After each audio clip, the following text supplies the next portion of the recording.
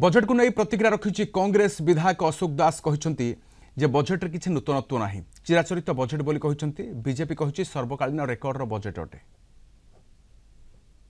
सरकार जहाँ जहाँ बजेट रे उपस्थापन कर 2,90,00,000 कोटी टंकार बजेट राजस्व प्राप्ति हम 2,32,000 58,000 कोटी टंका ऋण पुणी से ऋण आड़ को गति कर व्यवस्था तेणु जेहेतु अतीतर बजेट एपर्यंत खर्च न हो पारि पड़ी रही एटा गोटे दिवा स्वप्न परी हमको लगुच। सरकार चिराचरित प्रथार बजेट को उपस्थापन जे पर्यंत सफल रूपायन करि से पर्यंत ये बजेट को आम ठीक आखिरे बा ठीक कार्य देखि पारु ना। बीजेडी कांग्रेस जो माने कहउचंती पर्याप्त नुहे तांको मन भितर अछि एटा बहुत पर्याप्त।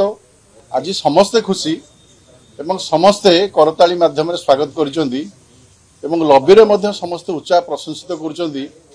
माननीय मुख्यमंत्री रेकर्ड सृष्टि करिसंती 2 घंटा 45 मिनिट काल 2025-26 बजेट को पढ़ी एवं सबुठारु अधिक 2,90,00,000 कोटी टंकार बजेट को ओडिशार विकास पई प्रस्तुत करिसंती। तेणु ये सर्वकालीन रेकर्ड हैला।